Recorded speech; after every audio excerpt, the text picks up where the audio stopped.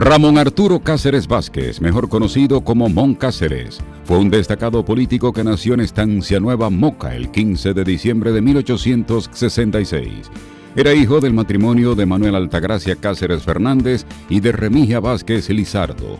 Su padre, Manuel Cáceres Fernández, fue vicepresidente de la República en 2 ocasiones, en 1868 y en 1871. Y fue un candidato a la presidencia, ya estamos hablando del año 78. Pero ahí se produjo su muerte, que se asegura que fue como una forma de eliminarlo de la competencia de la contienda, porque tenía toda la posibilidad de ser electo presidente.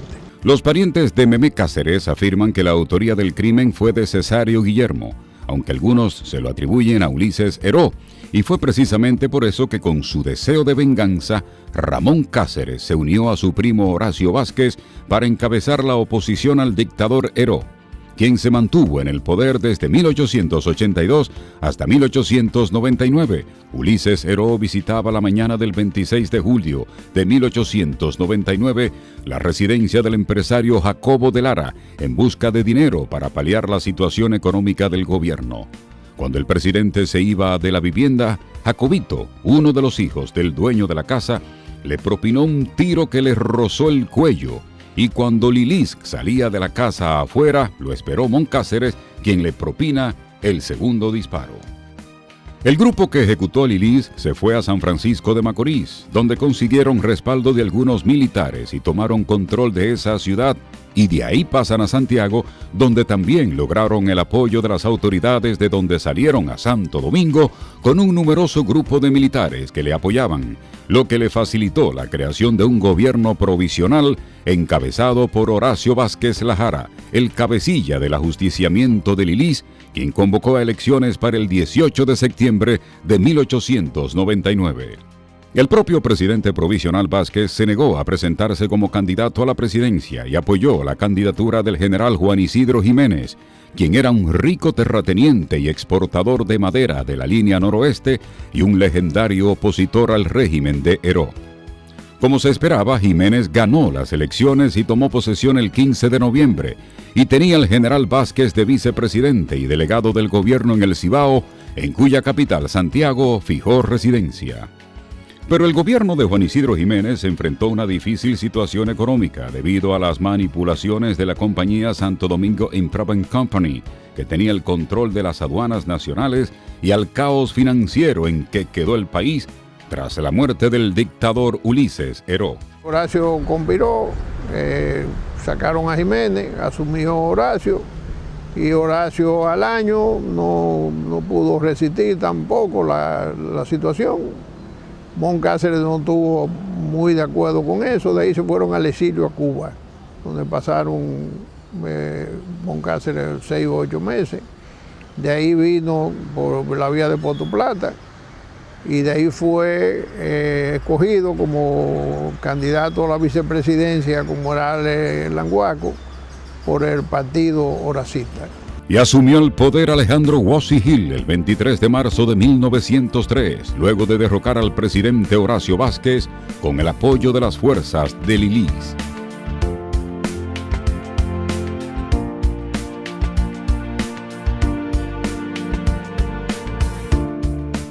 A su regreso al país, Mon Cáceres lanzó un manifiesto desde la ciudad de Moca el 12 de diciembre de 1903 en apoyo al gobierno, y se concentra con un grupo de generales en el monte de Cucurucho.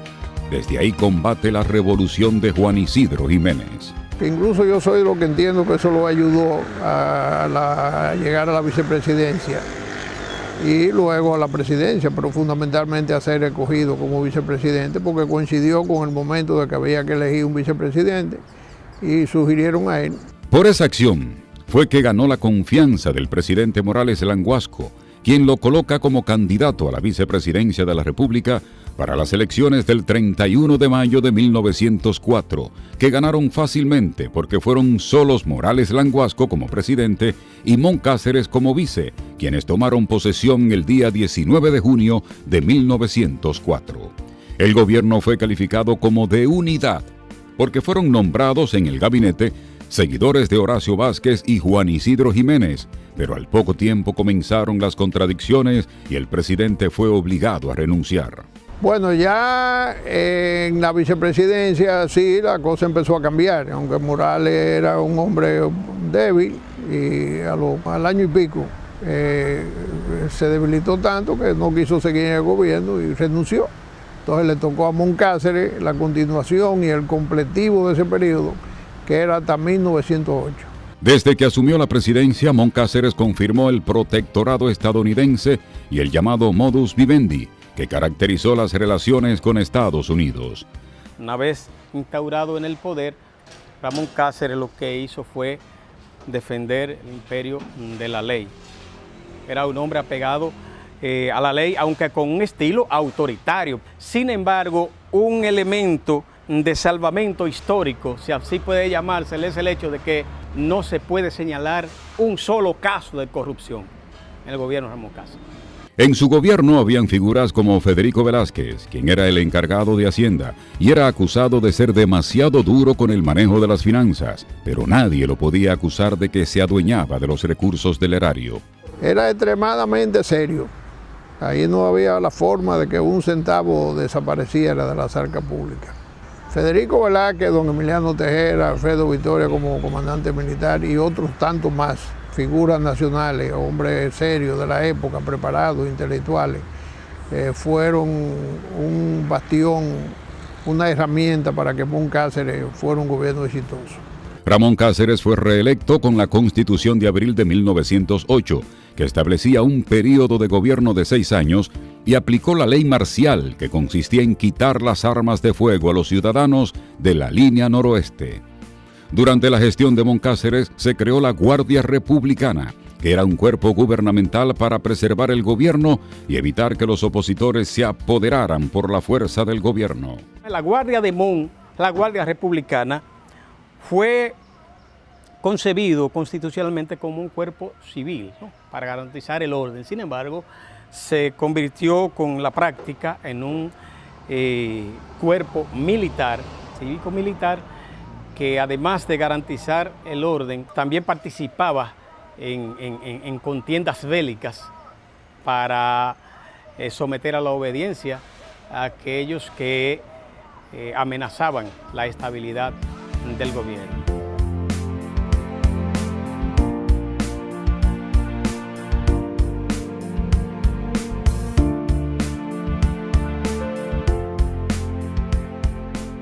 Y también el nuevo gobierno de Moncáceres estrenaba la extensión del periodo presidencial de 4 a 6 años y se eliminó la figura del vicepresidente de la República. Pues ya él sabía lo que representaba, la amenaza que representaba el vicepresidente para el presidente, ya lo tenía como experiencia por lo que le hizo Horacio Vázquez a Jiménez en el primer gobierno que emerge de la conspiración del movimiento 26 de julio con la muerte de Lilis.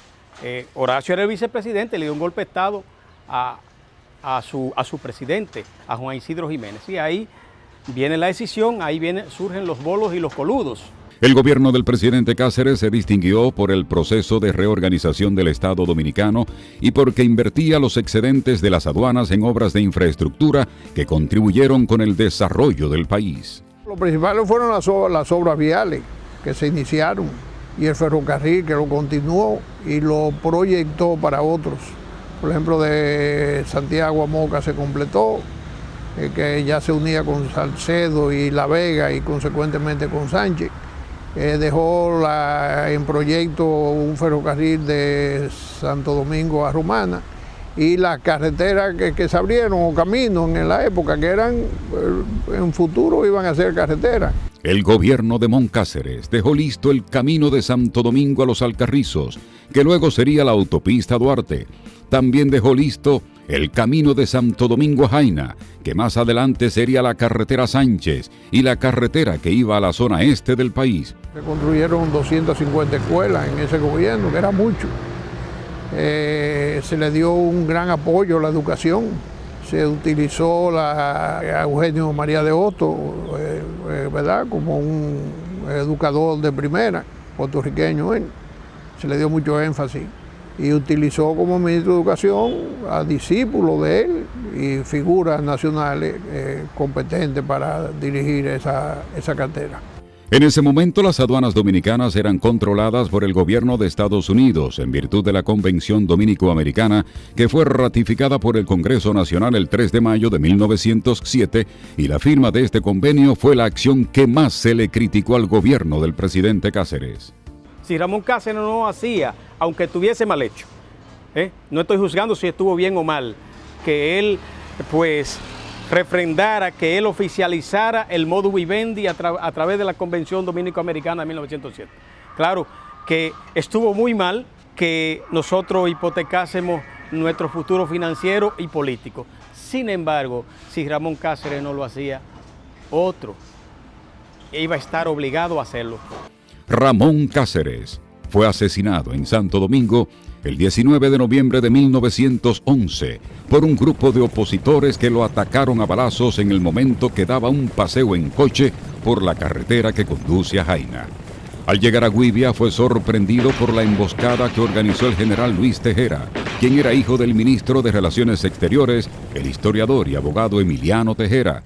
Creo que la razón por la que se mató a Ramón Cáceres, por un lado estuvo el exagerado nacionalismo exhibido por Luis Tejera y su grupo, y por otro lado estuvo el padrinazgo de Horacio Vázquez, su primo hermano, que lo llevó a esa posición de manera indirecta. Horacio Vázquez estaba en el exilio en Puerto Rico en ese momento, y Horacio Vázquez había estado agitando a través de comunicados, a través de volanteos, acerca de la crisis política que venía generando la falta de democracia, el autoritarismo con que Cáceres dirigía el Estado. Yo particularmente entiendo que no, ¿verdad? Que no tuvo. Naturalmente, Horacio fue un hombre de carácter débil, tenía muchas presiones, por eso se fue durante el gobierno de Ramón Cáceres al extranjero, ¿verdad? Donde hizo el manifiesto, que entiendo que presionado, porque eran grupos muy aprovechadores, y lo demostraron luego en el 24. Luego del asesinato del presidente Cáceres, algunos de los participantes en el hecho explicaron que el grupo tenía el propósito de secuestrar al jefe del Estado, pero al ser enfrentado por el edecán, dispararon contra Ramón Cáceres, pero que no era su intención matarlo. Pero el hecho fue que lo hicieron, por más que dijeran, lo hicieron. Ahora, Ramón Cáceres fue descuidado, definitivamente, porque él tenía también, o por lo menos le habían dado informaciones de que se cuidara, de que pudiera existir o que existían amenazas de ese tipo. Y fue muy, muy confiado, sin lugar a dudas. En el incidente, el cabecilla del grupo, Luis Tejera, fue herido y luego ejecutado por disposición del jefe de la Guardia, general Alfredo Victoria. El fuerte, por así decirlo, del gobierno de Ramón Cáceres, que dejó el país en un estado relativamente modernizado, con un sistema en las comunicaciones mucho más avanzado que el que se tenía, y sobre todo en la agroindustria, en la agricultura, hizo avances, introdujo avances extraordinarios a través de la ganadería. Los restos de Ramón Cáceres fueron dispuestos su traslado al Panteón Nacional mediante decreto número 11689 de fecha 26 de marzo de 1989, dictado por el Poder Ejecutivo. Es un personaje que tiene vivo su recuerdo en Moca, en donde hay dos museos que recuerdan sus acciones. Uno es el Museo 26 de Julio, en donde se muestra la historia de la muerte de Lilis. Este museo está en la misma casa donde cayó abatido el presidente Ulises Heró, cuya vivienda fue donada para estos fines por los descendientes de Jacobo de Lara. El otro museo es el Ramón Cáceres, que está en Estancia Nueva, en la casa donde vivió junto a su familia Mon Cáceres. Allí se exhibe desde la cama en donde dormía, la banda presidencial, un arma de fuego y otras pertenencias del presidente Cáceres. El objetivo de estos dos museos es mantener vivo en la memoria de la sociedad la gestión de gobierno de Mon Cáceres y el legado histórico de los hombres y mujeres de Moca que dijeron presente cuando la patria los llamó.